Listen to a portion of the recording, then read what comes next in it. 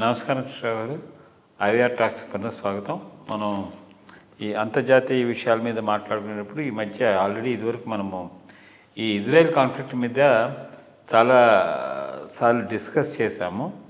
ఇప్పుడు ఈ Rapha area మీద మళ్ళీ ఇజ్రాయెల్ దాడులు చేస్తుందా? ఒకవేళ చేస్తే దాని మీద దుష్ప్రభావం ఎట్లా ఉంటుంది?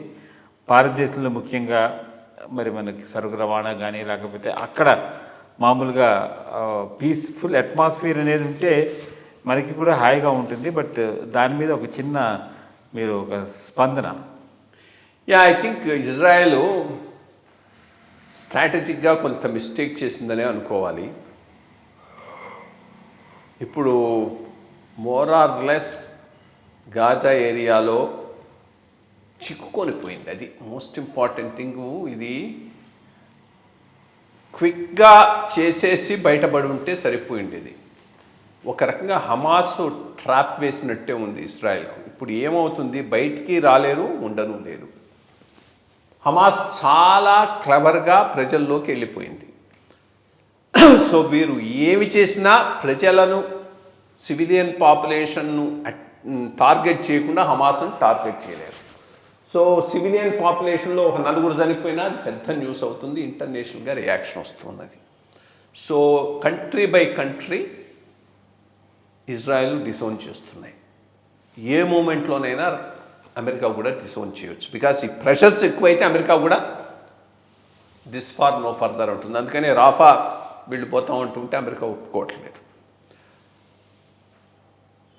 ఇంత లోపలికి వెళ్ళిపోయిన తర్వాత ఇప్పుడు గెరిల్లా ఆపరేషన్స్ మొదలెట్టవచ్చు హమాస్ వాళ్ళు. హిట్ అండ్ రన్, అది ఈజీ. ఇజ్రాయెల్ అంటే వాళ్ళు ప్రజల్లో ఉండిపోయినారు కదా, సేమ్ మన కాశ్మీర్లో లాగానే. కాశ్మీర్లో ఎట్లా చేశారు, వచ్చేది కాల్ చేసేది ప్రజల్లోకి పోయేది. వాడిని పట్టుకోవడానికి పోయినప్పుడు ఏదైనా ఇతర ప్రజలకు ఎవరికైనా నష్టం అయితే వెంటనే అది ఒక పెద్ద రాళ్ళు రువ్వటం, బంధు ఇచ్చేయడం. సో ఇంటర్నేషనల్ ప్రెస్ అంతా ఇది చేస్తుంది.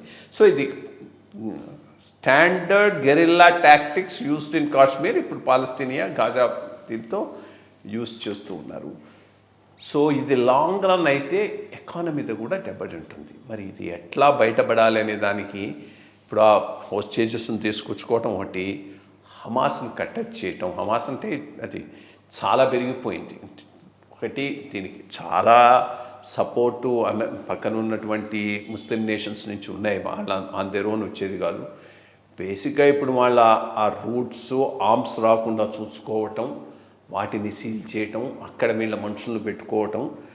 స్లోగా గాజా నుంచి విడ్రా కాకపోతే మాత్రం బయటపడటం కూడా వీళ్ళకి కష్టమవుతుంది. సో అది ఐ థింక్ చాలా అందులో ఇప్పుడు అందుకనే ఇతర దేశాలు కూడా పాలస్తీనాను రికగ్నైజ్ చేయడం మొదలెట్టారు.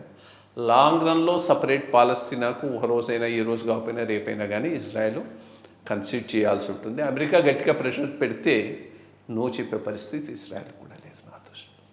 సో భవిష్యత్తులో ఏమవుతుంది అనేది మనం అందరం ప్రశ్నార్థకంగా చూస్తూ ఉండాల్సింది. నమస్కారం.